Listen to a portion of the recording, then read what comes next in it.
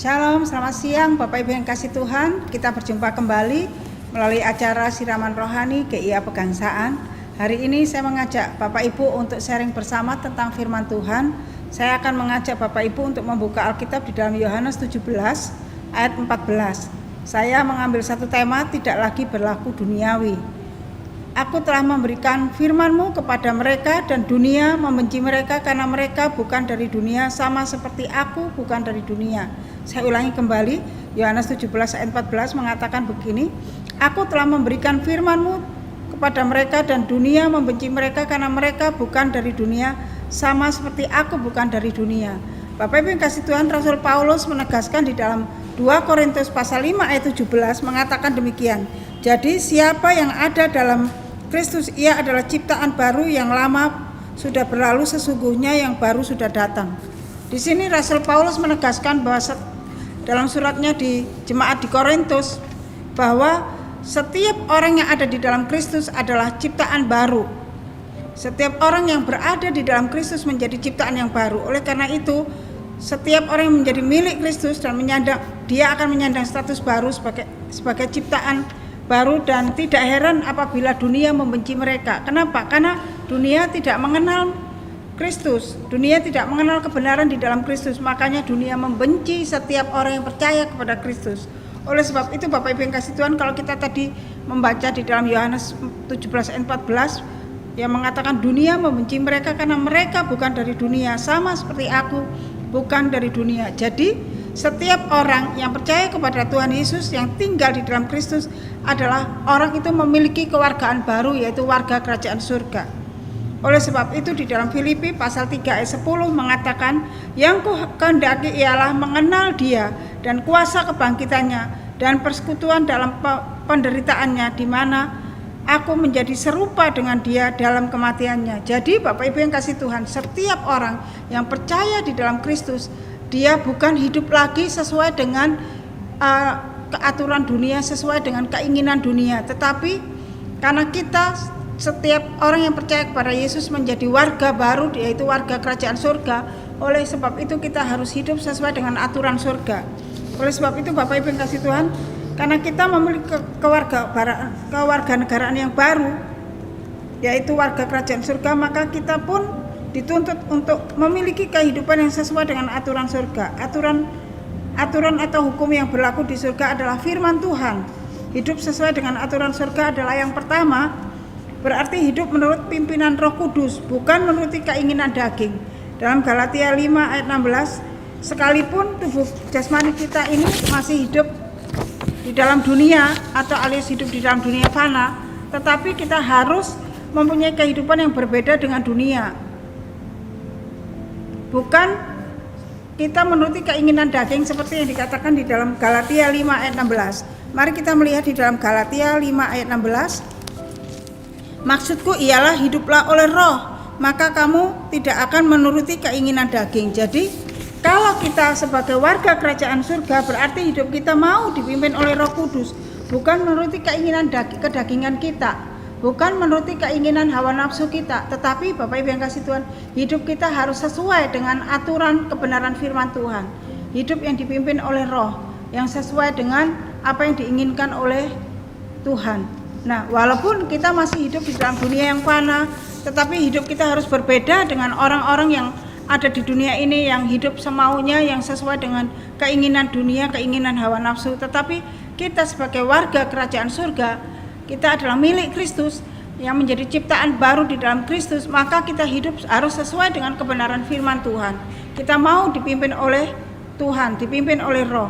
Oleh sebab itu di dunia ini Bapak Ibu yang kasih Tuhan, kita memang masih melakukan berbagai aktivitas dan pekerjaan untuk kelangsungan hidup kita. Tetapi biarlah kita memiliki prinsip Alkitab, apapun juga yang kamu perbuatlah dengan segenap hatimu seperti untuk Tuhan dan bukan untuk manusia. Jadi apapun yang kita kerjakan, bukan kita kerjakan untuk keinginan hawa nafsu kita, tetapi semua yang kita kerjakan, semua yang kita perbuat dengan segenap hati kita, kita lakukan seperti untuk Tuhan dan bukan untuk manusia. Itu ditulis dalam Kolose 3 ayat 23.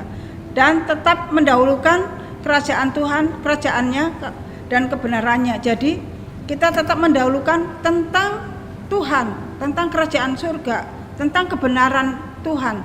Oleh sebab itu Bapak Ibu yang kasih Tuhan, kalau kita menyadari akan hal ini, maka kita tidak dengan berat hati untuk melakukannya. Tetapi kalau kita tidak menyadari bahwa milik kita ini adalah milik Kristus dan menjadi warga kerajaan surga, maka semua yang tatanan yang ada dalam kebenaran firman Tuhan itu dapat kita lakukan dengan segenap hati kita, tidak dengan berat hati. Yang kedua, Bapak Ibu yang kasih Tuhan, aturan kerajaan surga adalah, yang kedua adalah karena orang percaya adalah warga surga, maka kita harus memiliki perbuatan yang mencerminkan Kristus, yang senantiasa menghasilkan buah roh dalam kehidupan hari lepas hari, yaitu kasih, sukacita, damai sejahtera, kesabaran, kemurahan, kebaikan, kesetiaan, kelemah lembutan, penguasaan diri, di dalam Galatia 5 ayat 22 sampai 23. Jadi Bapak Ibu yang kasih Tuhan, ketika kita sadar kita sebagai warga kerajaan surga, maka kita mempunyai kasih, mempunyai sukacita dan damai sejahtera dan kesabaran. Kalau kita sebagai orang yang sebagai anggota warga kerajaan surga, hidup kita tidak sesuai dengan kebenaran firman Tuhan, Bapak Ibu yang kasih Tuhan, berarti Bapak Ibu yang kasih Tuhan, kita tidak layak disebut sebagai warga kerajaan surga. Kenapa? Karena perbuatan kita, kata-kata kita, setiap tingkah laku kita tidak mencerminkan orang-orang yang hidup di dalam kerajaan surga. Oleh sebab itu, saat ini mari kita perhatikan akan hal ini. Kalau kita sadar bahwa kita sebagai orang yang sudah ditebus oleh Kristus dengan darah yang mahal, dengan menjadikan kita menjadi anggota baru, menjadi anggota kerajaan surga, maka hidup kita harus sesuai dengan tatanan aturan firman Tuhan. Dan bagian yang ketiga, Bapak Ibu yang kasih Tuhan, adapun syarat utama seorang warga kerajaan surga adalah hidup dalam kekudusan. Dalam 1 Petrus ayat 1 ayat 16 mengatakan, kuduslah kamu sebab aku kudus, dan jauhilah segala bentuk kecemaran, sebab kita dipanggil bukan untuk melakukan hal yang cemar, melainkan hal yang kudus. Dalam 1 Tesalonika 4 ayat 7. Jadi Bapak Ibu yang kasih Tuhan, perlu kita sadari bahwa sebagai warga kerajaan surga, 3 hal ini harus ada dalam hidup kita. Yang pertama, dipimpin oleh roh. Yang kedua, kita harus hidup menghasilkan buah perbuatan mencerminkan Kristus. Yang ketiga adalah kita hidup kudus. Mudah enggak itu dilakukan? Memang tidak mudah, tetapi kalau kita mempunyai satu niat dan kemauan, maka kita dapat melakukan itu. Kenapa? Karena Roh Kudus sendiri yang memimpin kita.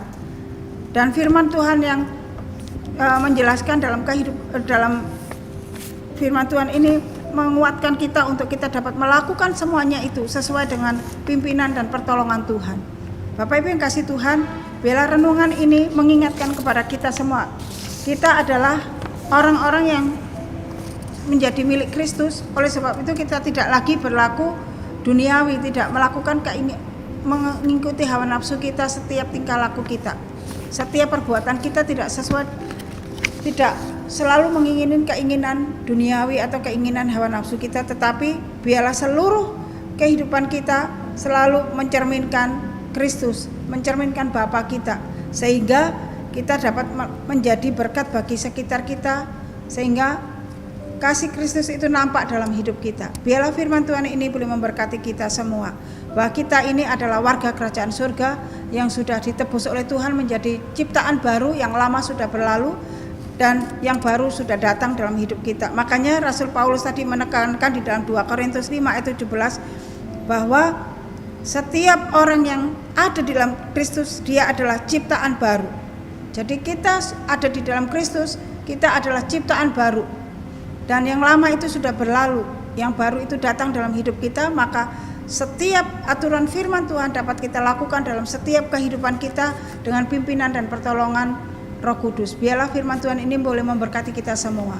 Amin. Mari kita berdoa. Bapak yang kasih Tuhan, Bapa yang di surga, di dalam nama Tuhan kami Yesus Kristus, biarlah Engkau meteraikan kebenaran firman-Mu dalam setiap kehidupan kami, supaya kami boleh diingatkan kembali, kami tidak lagi hidup sesuai dengan keinginan duniawi, hawa nafsu kami, tetapi kami disadarkan bahwa kami yang ada di dalam Kristus menjadi ciptaan yang baru, dan kami memiliki kewargaan baru, yaitu menjadi warga negara surga yang boleh memiliki kehidupan yang kekal di dalam Kristus. Oleh sebab itu Bapa, tolong kami supaya kami dapat melakukan kebenaran firman-Mu sesuai dengan aturan dan kebenaran firman-Mu, dan kami boleh menjadi berkat dan mencerminkan kasih Kristus dimanapun kami berada. Terima kasih Bapa, Engkau berkati setiap kami yang mengambil bagian di dalam kebenaran firman Tuhan ini. Biar Tuhan Yesus memberkati, menolong setiap jemaat-Mu. Terpujilah Engkau Bapa, kami mengucap syukur kepadamu dan menyerahkan semua ke dalam tangan kuasa-Mu. Dalam nama Yesus kami bersyukur dan berdoa. Amin. Tuhan memberkati. Sampai ketemu.